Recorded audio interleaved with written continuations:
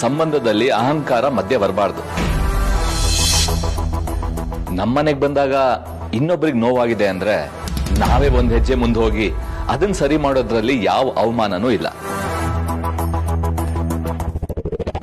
ಶ್ರೀಧರ್, ನಿಮ್ಮ ಅಭಿಪ್ರಾಯನ ಎಲ್ರ ಮೇಲೂ ಹೇರಿ ಅದೇ ಸರಿ ಅನ್ನೋ ರೀತಿ ಮಾತಾಡ್ಬೇಡಿ. ನೀನ್ ಕೂಡ ಅದನ್ನೇ ಮಾಡ್ತಾ ಇರೋದಲ್ವಾ ಸುಹಾಸಿನಿ? ಅದು ನಿಮ್ ಭ್ರಮೆ ಅಷ್ಟೇ. ನಾನ್ ಎಲ್ಲದನ್ನು ಸರಿ ಮಾಡಕ್ ಹೋಗಿ ಅದರಿಂದ ಏನು ಪ್ರಯೋಜನ ಇಲ್ಲ ಅಂತ ಗೊತ್ತಾದ್ಮೇಲೆ ಈ ರೀತಿ ಮಾತಾಡ್ತಾ ಇರೋದು. ನೀವು ನಿಮ್ ಪಾಡಿಗೆ ಇದ್ಬಿಡಿ. ನಾನ್ ಎಲ್ರ ಬಗ್ಗೆ ಯೋಚನೆ ಮಾಡಿನೇ ಅವ್ರನ್ನ ತಡಿತಾ ಇರೋದು.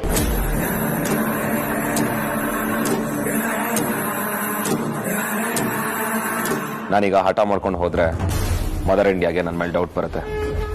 ಅಗ್ರಜ ರೌಡಿ ನದ್ ನಿಮ್ ಮದುವೆ ಆಗೋ ತನಕ ನಾನು ನಾಜೂಕಾಗೆ ಇರಬೇಕು. ಎಲ್ಲೂ ಡೌಟ್ ಬರೋ ತರ ನಡ್ಕೋಬಾರ್ದು. ಈಗ ಅಗ್ರಜ ಅಲ್ಲಿದ್ದಾನೆ, ಏನೋ ಮ್ಯಾನೇಜ್ ಮಾಡ್ತಾನೆ. ನಾನು ನಾಳೆನೂ ಹೋಗ್ಬೋದು. ವಿಕ್ಕಿ, ಜಾಸ್ತಿ ಯೋಚನೆ ಮಾಡಬೇಡ. ಮತ್ತೆ ಹೇಳ್ತಿರೋ ಸರಿಯಾಗಿದೆ. ಬನ್ನಿ ಒಳಗೋಣ.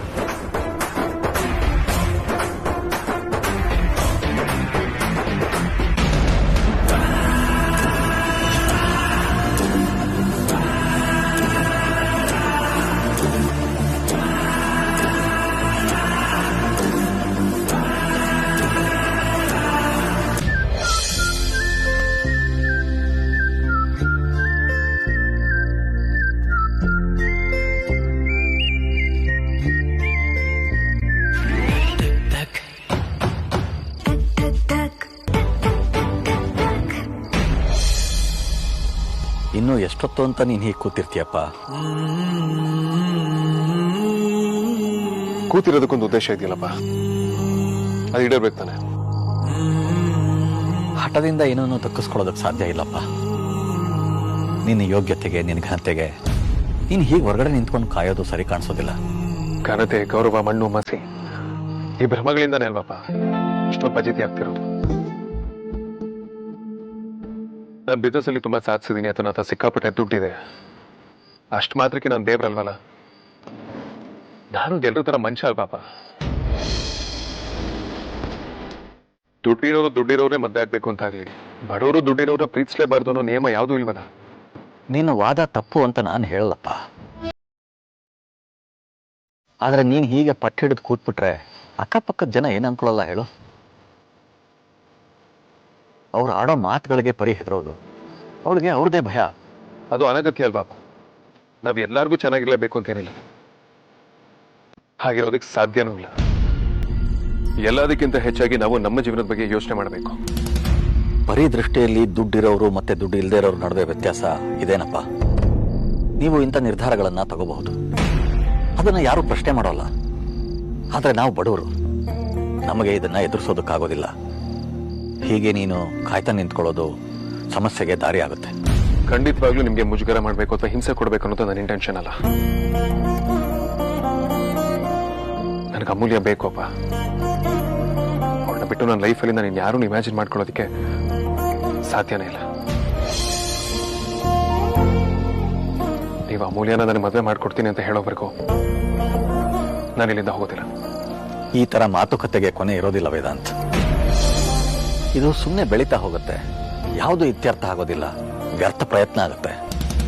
ಖಂಡಿತವಾಗ್ಲೂ ಕೊನೆ ಇದೆಪ್ಪ. ಎಂಗೇಜ್ಮೆಂಟ್ ಯಾವತ್ತು ಅಂತ ನೀವು ಒಂದು ಡೇಟ್ ಫಿಕ್ಸ್ ಮಾಡಿ ಹೇಳಿ. ಈ ಕ್ಷಣ ಇಲ್ಲಿಂದ ಹೊರಟೋಗ್ತೀನಿ. ನೀನು ಅಂದ್ಕೊಂಡಷ್ಟು ಸುಲಭ ಅಲ್ಲಪ್ಪ ಬದಲಾವಣೆ ತರೋದು. ನಿಂತ ಜಾಗದಲ್ಲೇ ಎಲ್ಲದಕ್ಕೂ ಪರಿಹಾರ ಹುಡುಕ್ತೀನಿ ಅನ್ನೋದು ಸಾಧ್ಯ ಇಲ್ಲ. ಆಗಿರೋ ಅವಮಾನನ ಪರಿ ತೀರಾ ಮನಸ್ಸಿಗೆ ಹಚ್ಕೊಂಡಿದ್ದಾಳೆ. ಇದರಲ್ಲಿ ಅವಳದು ಸಂಪೂರ್ಣವಾಗಿ ತಪ್ಪಿದೆ ಅಂತ ನನಗೆ ಅನ್ನಿಸ್ತಾ ಇಲ್ಲ. ಮತ್ ನಮ್ ತಪ್ಪಿದ್ರಲ್ಲಿ ಏನಿದೆ ಅಪ್ಪ? ನಾವಿಬ್ರು ಪ್ರೀತಿಸಿದೆ ತಪ್ಪ. ಅದನ್ನ ಪ್ರಾಮಾಣಿಕವಾಗಿ ನಿಮ್ಗಳ ಹತ್ರ ಬಂದು ಹೇಳ್ಕೊಂಡಿದ್ದು ತಪ್ಪ. ಕೇಳಿ ನಮ್ ಮದ್ವೆ ಆಗ್ಬೇಕು ಅಂತ ಡಿಸೈಡ್ ಮಾಡ್ಕೊಂಡಿದ್ದು ತಪ್ಪ. ನನಗೆ ನಿನ್ನ ಭಾವ ಅರ್ಥ ಆಗುತ್ತೆ ವೇದಾಂತ್. ಆದ್ರೆ ಪರಿಗೆ ಜನ ಆಡ್ತಾ ಇರೋ ಮಾತುಗಳು ಮಾತ್ರ ಮನ್ಸಿಗೆ ನಾಡ್ತಾ ಇದೆ. ಇವೆರಡರ ನಡುವೆ ನಾನು ಬಂಧಿಯಾಗಿದ್ದೀನಿ. ಸರಿ, ಒಂದ್ ಕೆಲಸ ಮಾಡಿಯಪ್ಪ, ನೀವೇ ಒಂದ್ಸಲ ಅಮ್ಮನ ಹತ್ರ ಮಾತಾಡ್ದೆ. ಪಾಪ ಅವನು ಈ ತರ ಕೂತಿದ್ದಾನೆ ಅಂತ ಹೇಳಿದ್ರೆ ಕೂತಿರ್ಲಿ ಬಿಡಿ, ಸುಸ್ತಾದ್ಮೇಲೆ ಎದ್ದು ಹೋಗ್ತಾನೆ ಅಂತ ಹೇಳಿದ್ಲು. ಹೋಗ್ಲಿ, ಕತ್ಲಾಯ್ತು, ಅವನನ್ನು ಒಳಗಾದ್ರೂ ಕರೆಯೋಣ ಅಂದ್ರೆ ಏನೂ ಬೇಕಾಗಿಲ್ಲ, ಅವನಿಗೊಂದು ಸ್ವಲ್ಪ ಜಾಗ ಕೊಟ್ರೆ ಅಮ್ಮ ತಲೆನೇ ತಿರುಗಿಸ್ಬಿಡ್ತಾನೆ, ಅವ್ನು ಒಳಗೆ ಬರೋದೇ ಬೇಕಾಗಿಲ್ಲ ಅಂದ್ಬಿಟ್ಲು. ಹೋಗ್ಲಿ ಇನ್ನೇನೋ ಒಂದು ಹೇಳಿ ಸಮಾಧಾನ ಮಾಡೋಣ ಅಂದ್ರೆ ನನ್ನ ಮಾತೇ ಕೇಳೋದಕ್ಕೆ ತಯಾರಿರಲಿಲ್ಲ, ಹಾಗೆ ಹೊರಟ್ಬಿಟ್ಲು. ಪರವಾಗಿಲ್ಲಪ್ಪ, ನಿಮ್ಮ ಪ್ರಯತ್ನ ನೀವು ಮಾಡಿದ್ದೀರಿ, ನನ್ನ ಪ್ರಯತ್ನ ನಾನು ಮಾಡ್ತೀನಿ.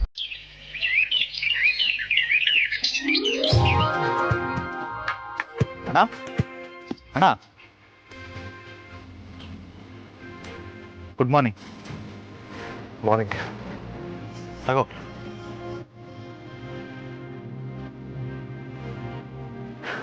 Thank you.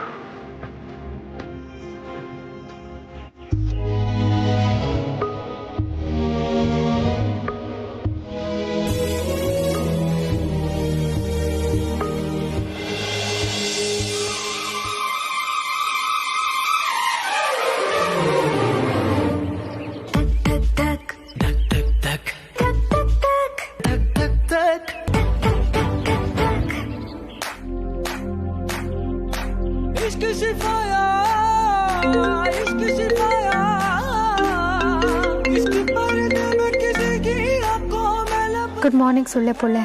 ಇನ್ನು ಮುಖನೇ ತೊಳ್ದಿಲ್ಲ, ಆಗಲೇ ಗುಡ್ ಮಾರ್ನಿಂಗ್ ಹೇಳ್ತಿದ್ಯಾ? ಸ್ವಲ್ಪ ಫ್ರೆಂಡ್ಲಿನೆಸ್ ಇಲ್ಲ ನಿನಗೆ? ಹೌದು, ಏನೀಗ? ನಾನು ಹೆಲ್ಪ್ ಮಾಡ್ಲಾ? ಆಯ್ತು, ಮಾಡಿ.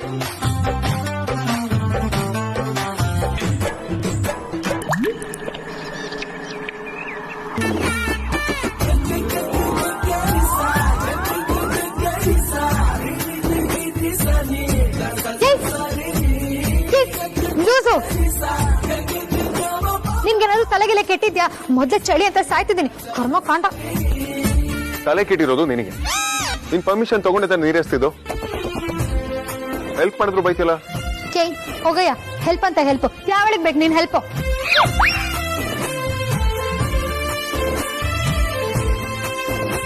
ಈಗ ಬೈಸ್ಕೊಳ್ಳೋದಕ್ಕೆ ಫೇಲ್ ಮಾಡ್ಕೊಳ್ಳೋದ್ರಲ್ಲಿ ಅರ್ಥನೇ ಇಲ್ಲ. ಮೊದಲು ಲವ್ ಮಾಡಿರೋದು ಜಗತ್ತಿನ ಅದ್ಭುತವಾದ ಮಾಸ್ಟರ್ ಪೀಸ್ ನ, ಈಗ ಏನಿದ್ರು ಅನುಭವಿಸೋದಷ್ಟೇ.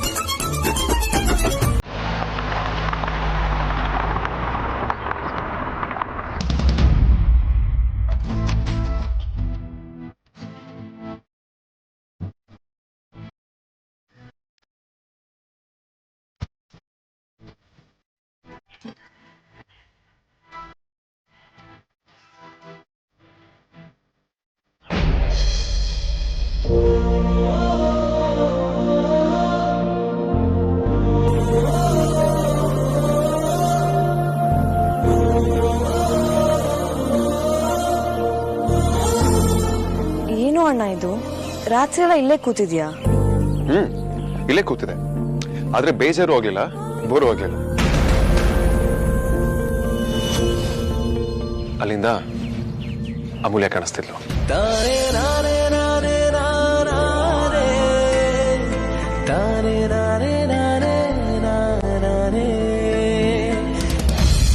ಎಷ್ಟ್ ಸಲೀಸಾಗಿ ಹೇಳ್ತಾ ಇದೀಯ ನೋಡು.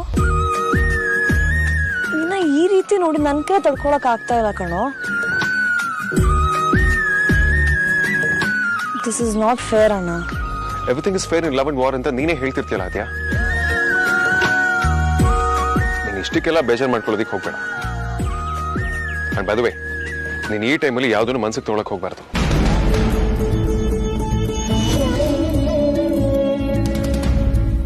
ನಿನಗೂ ಹಿಂಸೆ ಆಗ್ತಿದೆ ಅಂತ ನನಗೆ ಗೊತ್ತು ಅಗ್ರಜ, ಆದ್ರೆ ಇಂಥ ಪರಿಸ್ಥಿತಿ ಬರುತ್ತೆ ಅಂತ ನಾನು ಅನ್ಕೊಂಡಿರ್ಲಿಲ್ಲ. ಯಾರು ಹೇಳಿದ್ ನನ್ಗೆ ಹಿಂಸೆ ಆಗ್ತಿದೆ ಅಂತ? ಯಾವ್ದಾದ್ರು ಕೆಲಸ ಇಷ್ಟ ಇಲ್ಲ ಅಂದ್ರೆ ಅದ್ರಲ್ಲಿ ಖಂಡಿತವಾಗ್ಲೂ ಹಿಂಸೆ ಆಗುತ್ತೆ. ಆದ್ರೆ ಇಷ್ಟಪಟ್ಟವ್ರನ್ನ ಪಡ್ಕೊಳ್ಳೋ ಪರಿಶ್ರಮದಲ್ಲಿ ಹಿಂಸೆ ಆಗೋದಿಲ್ಲ. ಸುಮ್ಮನೆ ನಮ್ಮ ಸಮಾಧಾನಕ್ಕೆ ಹೇಳ್ಬೇಡ ಅಗ್ರಜ. ಅದ್ ಸರಿ, ನಾನು ಕಾಲ್ ಮಾಡಿದ್ರು ಏನಕ್ಕೆ ನೀನು ಪಿಕ್ ಮಾಡಿಲ್ಲ?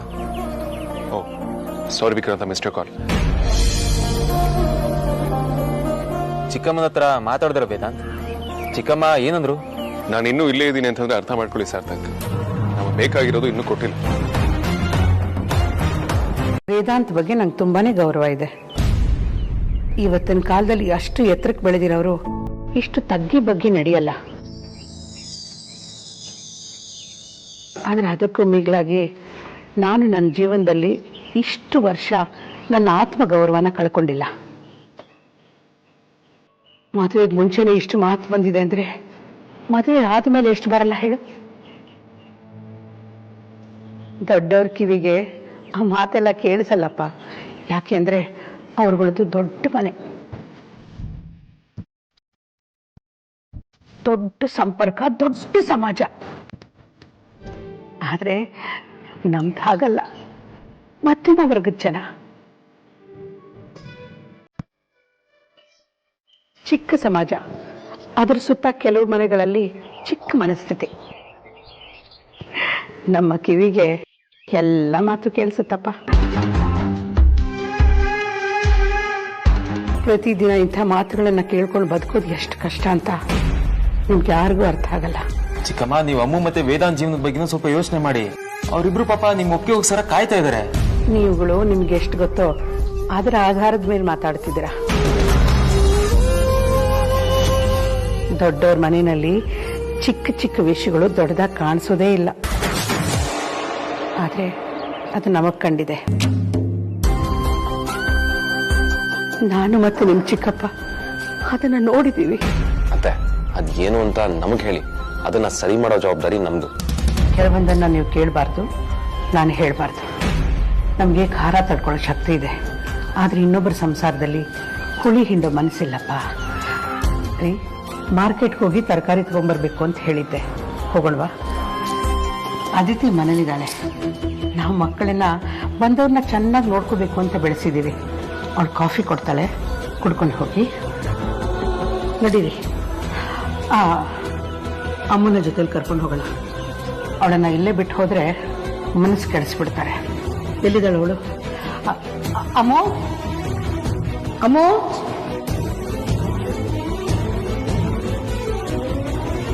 ಅವಳು ಕೋಪದಲ್ಲಿದ್ದಾಳೆ.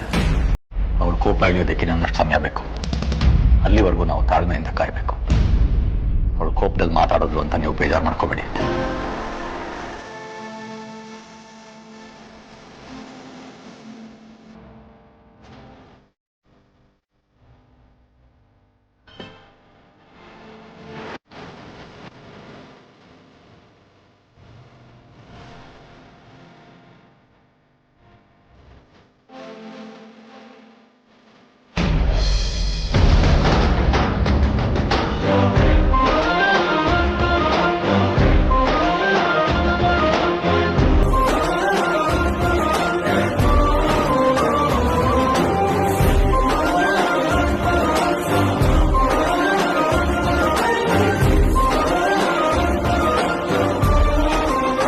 ಅಮ್ಮೋ, ಏನ್ ಮಾಡ್ತಿದ್ಯಾ ನೀನು? ಒಂದ್ಸಲ ಹೇಳಿದ್ರೆ ಅರ್ಥ ಆಗಲ್ವಾ? ನಾನು ಅಂದ್ರೆ ನಿಂಗೆ ಅಷ್ಟು ಅದ್ರನ? ಅಮ್ಮ, ಒಂದ್ ನಿಮಿಷ ಸುಮ್ಮನೆ ಟೆನ್ಷನ್ ಮಾಡ್ಕೋಬೇಡ. ವೇದಾಂತ್ ನನ್ಗೋಸ್ಕರ ಇಡೀ ರಾತ್ರಿ ಚಳಿಲ್ ಕಾಯ್ತಾ ಇದ್ದ. ಅವನಿಗೆ ತಿಂಡಿ ಕೊಡೋದ್ ತಪ್ಪ? ನೀನ್ ನನ್ಗೆ ಏನೇನೋ ಕಾರಣ ಹೇಳೋದಕ್ ಬರ್ಬೇಡ. ನೀನ್ ಇವನಿಂದ ದೂರ ಇರು ಅಷ್ಟೇ. ನೋಡ್ಮಾ, ನೀನ್ ಒಪ್ಪಿಗೆ ಇದ್ದೆ ನಾವು ಮದ್ವೆ ಆಗಲ್ಲ ಅಂತ ನಿರ್ಧಾರ ಮಾಡಿದೀವಿ. ಹಾಗಂತ ನಾವು ಪ್ರೀತಿಸಿದ ಸುಳ್ಳಲ್ಲ, ನಮ್ ಪ್ರೀತಿನೂ ಸುಳ್ಳಲ್ಲ. ನಾನು ಯಾವ ತಪ್ಪನ್ನು ಮಾಡ್ತಾ ಇಲ್ಲ, ತಿಂಡಿ ಕೊಟ್ಟಿದ್ದೀನಿ ಅಷ್ಟೇ. ತಿಂಡಿ ಕೊಡೋದೇ ಆದ್ರೆ ತಿಂಡಿ ತಂದು ಅವನಿಗೆ ಕೊಟ್ಟು ನೀನ್ ಹೋಗ್ಬೇಕು. ನೀನೇ ಕೈಯಾರೆ ತಿನ್ಸೋ ಅಗತ್ಯ ಇಲ್ಲ. ನಮ್ದು ಕಾಡಲ್ಲಿರೋ ಒಂಟಿ ಮನೆ ಅಲ್ಲ. ಆಚೀಚೆ ಮನೆಯವ್ರ ಕಣ್ಣು ನಮ್ಮೇಲೆ ಇರುತ್ತೆ ಅನ್ನೋದನ್ನ ಮರಿಬೇಡ. ಯಾರ್ಯಾರು ಕಣ್ಣಿಟ್ಟಿದಾರೋ ಅವ್ರೆಲ್ಲಾರನು ನೆನ್ಪಿಟ್ಕೊಂಡು ನನ್ನ ಮತ್ತೆ ವೇದಾಂತ್ ಮದ್ವೆ ಕರೆದು ಹೊಟ್ಟೆ ತುಂಬಾ ಊಟ ಹಾಕಿ ಕಳ್ಸನ ಯೋಚನೆ ಮಾಡ್ಬೇಡ. ಏನೇ ಮಾತಾಡ್ತಿದ್ಯಾ? ನಿಮ್ಮಿಬ್ಬರ ಮದ್ವೆ ಸಾಧ್ಯನೇ ಇಲ್ಲ. ನನ್ ಮದ್ವೆ ಅಂತ ಆದ್ರೆ ಅದು ವೇದಾಂತ್ ಜೊತೆ ಮಾತ್ರ, ಇನ್ಯಾರ ಜೊತೆ ನನ್ ಮದ್ವೆ ಆಗಲ್ಲಮ್ಮ. ಅತಿ ಆಯ್ತು ನಿಂದು. ನಡಿ ನಮ್ ಜೊತೆಗೆ. ಎಲ್ಲಿಗೆ? ಮಾರ್ಕೆಟ್ಗೆ. ನಾನ್ ಬರಲ್ಲಮ್ಮ. ಬರಲ್ಲ ಅಂದ್ರೆ ನಾನ್ ಕೇಳಲ್ಲ. ನೀನು ತಿಂಡಿ ತಿನ್ಸೋ ಅಷ್ಟರಲ್ಲೇ ತಲೆ ಕೆಡಿಸಿದ್ದಾರೆ ಅಂತಂದ್ರೆ ನಿನ್ನ ಇಲ್ಲೇ ಬಿಟ್ಟು ಹೋದ್ರೆ ನೀನು ಓಡೋಗೋದಕ್ಕೂ ರೆಡಿ ಆಗಿರ್ತೀಯ. ನಮ್ದು ಕದ್ದು ಮುಚ್ಚಿ ಯಾವ ವ್ಯವಹಾರನೂ ಇಲ್ಲಮ್ಮ. ಸೀದಾ ಬಾತ್, ನೋ ಬಕ್ವಾಸ್ ಕ್ಯಾರೆಕ್ಟರ್. ನನ್ ಹುಡ್ಗ ನಿಮ್ ಮುಂದೆನೆ ನನ್ ಕೈಗೆ ಉಂಗುರ ಹಾಕಿದಾನೆ. ಹಾಗಿರುವಾಗ ನಾನ್ ನಿಮ್ ಮುಂದೆ ಯಾಕೆ ಮುಚ್ಚುಮರೆ ಮಾಡ್ಬೇಕು? ಏನೇ ಆಗಿದೆ ನಿನಗೆ?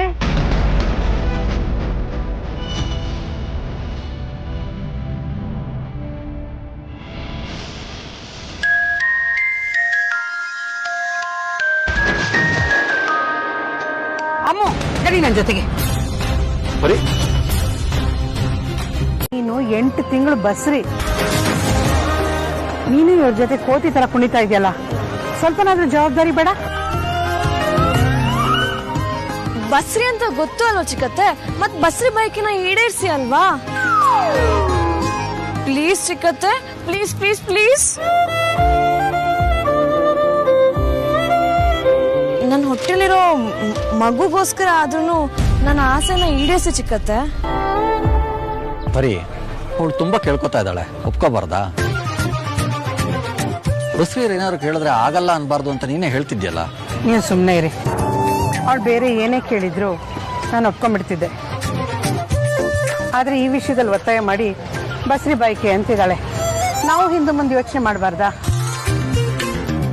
ಆದ್ಯಾ ಪುಟ, ನೋಡು ತುಂಬಾ ಬಿಸಿಲಿದೆ, ಇಲ್ಲಿ ನಿಂತ್ಕೋಬೇಡ, ಮನೆಗೆ ಹೊರಟೋಗು, ನನ್ನ ಒತ್ತಾಯ ಮಾಡಬೇಡ. ಬಾರಿ ಅಂತ ನನಗೆ ಚೆನ್ನಾಗಿ ಗೊತ್ತು. ಬಾ ಚಿಕ್ಕತ್ತೆ.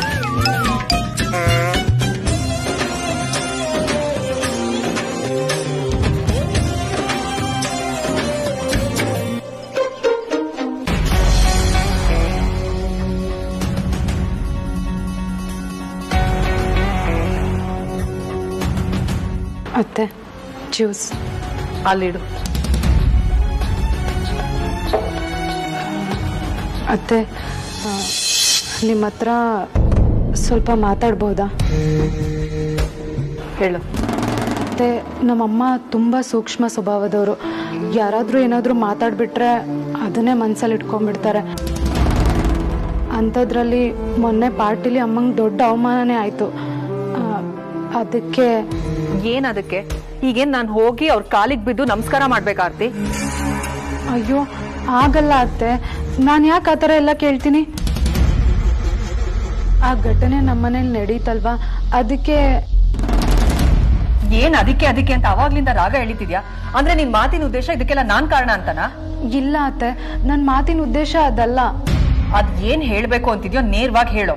ಅಮ್ಮನ ಹತ್ರ ನೀವು ಆಗಿದ್ದಾಗೋಯ್ತು, ಮರ್ತ್ಬಿಡಿ ಅಂತ ಒಂದ್ ಮಾತು ಹೇಳ್ಬೋದಾ ಅತ್ತೆ? ಎಲ್ರು ನನಗೆ ಹೇಳೋ ಹಾಗಾಗ್ಬಿಟ್ರು. ನೀನೊಬ್ಳು ಕಮ್ಮಿ ಇದ್ದೆ. ಈ ಮನೇಲಿ ನಾನ್ ಯಾರು, ನನ್ ಸ್ಥಾನ ಏನು ಅಂತ ತಿಳ್ಕೊಂಡ್ ಮಾತಾಡು. ಸೊಸೆ ಸೊಸೆ ತರ ಇದ್ರೆ ಒಳ್ಳೇದು. ನಿನಗೂ ಅತ್ತೆ ಆಗೋ ಕಾಲ ಬರುತ್ತೆ, ಅವಾಗ ನೀನ್ ಅತ್ತೆ ಆಗುವಂತೆ. ಆದ್ರೆ ಇವಾಗ ನೀನ್ ನನಗ್ ಅತ್ತೆ ಆಗಕ್ ಬರ್ಬೇಡ.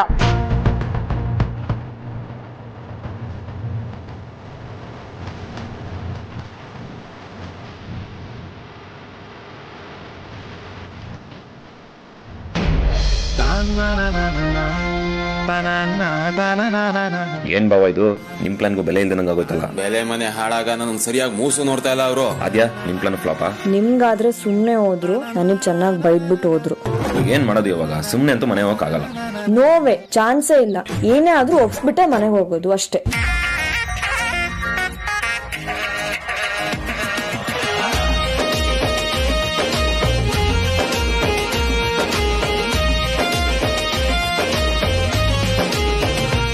ಯೋಚನೆ ಮಾಡ್ಬೇಡ ಅಣ್ಣ, ಅಮ್ಮನೇ ನೀನ್ ಹೆಂಡತಿ ಆಗೋದು. ಅದು ಸ್ವರ್ಗದಲ್ಲೇ ಫಿಕ್ಸ್ ಆಗೋಗಿದೆ.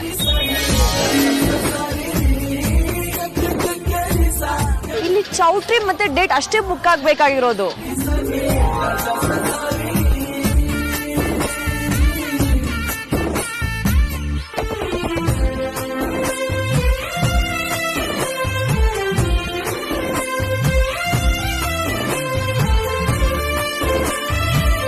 ನಾಟಕ ಚೆನ್ನಾಗಿತ್ತು. ನಿಮ್ ಜೊತೆಗೆ ನಾನು ನಾಟಕ ನೋಡಿದೆ. ಆದ್ರೆ ನಾಟಕ ಮುಗಿದ್ಮೇಲೂ ಅಲ್ಲಿ ನಿಂತಿದ್ರೆ ಅವ್ರಿಗೇನು ದುಡ್ನವರು ಏನು ವ್ಯತ್ಯಾಸ ಆಗಲ್ಲ, ಚೆನ್ನಾಗೇ ಇರ್ತಾರೆ. ಆದ್ರೆ ನಮಗ್ ಹಾಗಲ್ಲ. ಮೆಸ್ಗೆ ಹೋಗಿ ಅಡಿಗೆ ಮಾಡಬೇಕು. ಒಂದ್ ವಾರ ಆಗ್ರಾಕ್ ಹೋದಾಗ ಮೆಸ್ನ ಬಾಗಿಲು ಹಾಕಿದ್ವಿ, ಈಗ ಓಪನ್ ಮಾಡಬೇಕು.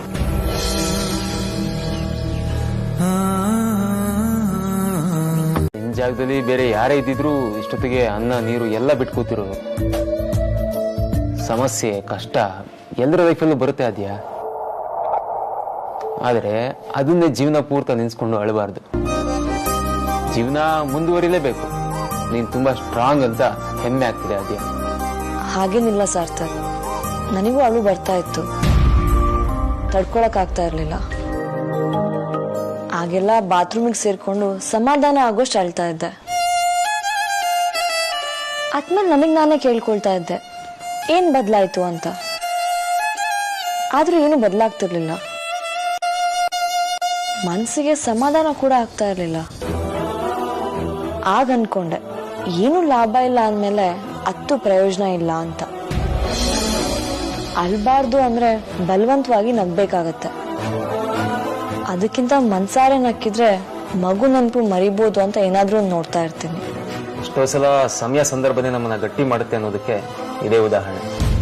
ನೀನು ಹೀಗೆ ರಾಜ್ಯ, ಯಾರೋ ಏನೋ ಹೇಳ್ತಾರೆ ಅಂತ ಬದಲಾಗೋದಕ್ಕೆ ಹೋಗ್ಬೇಡ. ನೀನಂತ ಹೆಂಡತಿ ಪಡೆಯೋದಕ್ಕೆ ನಾನು ನಿಜವಾಗ್ಲೂ ಪುಣ್ಯ ಮಾಡಿದ್ದೀನಿ. I am so lucky. Sarthak, ನೀವು ತುಂಬಾ ಸೆಂಟಿ ಆಗ್ತಾ ಇದ್ದೀರಾ.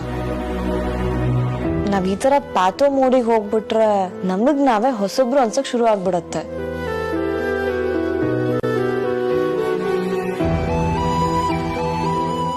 ಆದ್ಯಾ,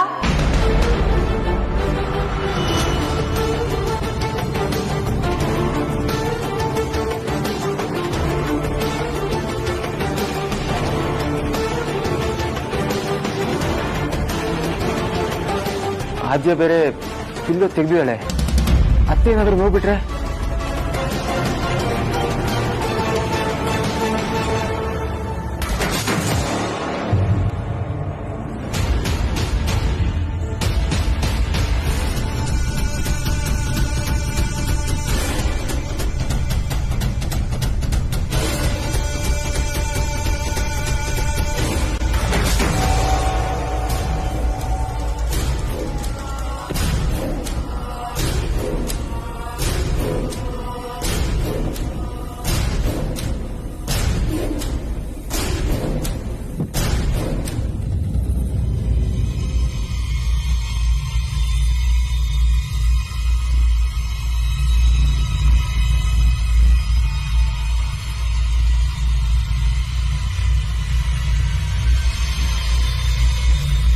ಅಮ್ಮ ಬಾ, ಯಾಕೆ ಅಲ್ಲಿ ನಿಂತ್ಕೊಂಡ್ಬಿಟ್ಟೆ?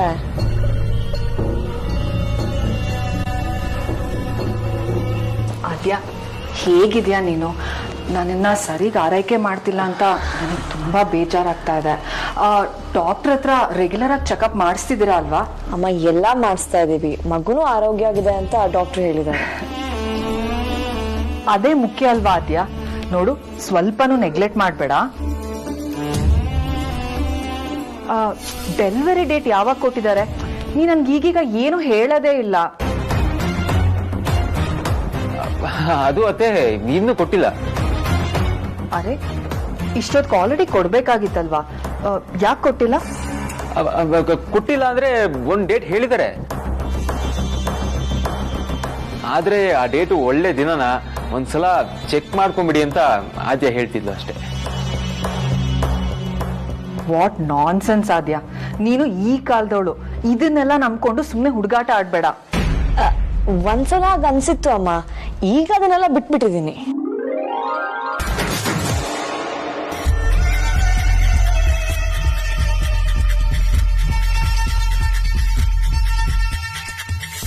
ಆದ್ಯಾ, ಏನಿದು ಮಡ್ಲಲ್ಲಿ ಪಿಲ್ಲು ಎಲ್ಲ ಇಟ್ಕೊಂಡು?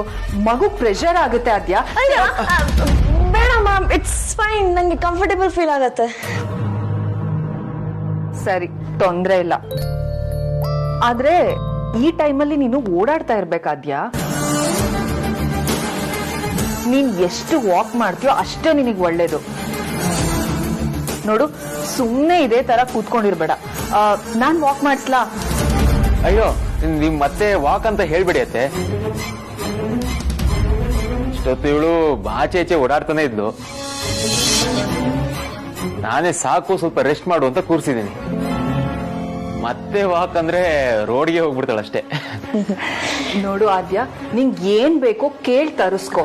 ನೀನು ಮುಂಚೆಗಿಂತ ಜಾಸ್ತಿ ಕಾಳಜಿ ತಗೋಬೇಕು, ಸರಿನಾ? ಸಾರ್ಥಕ್, ನೀವೇ ನೋಡ್ಕೋಬೇಕು. ಸರಿ ಅತ್ತೆ, ನಾನ್ ಬರ್ತೀನಿ. Take care.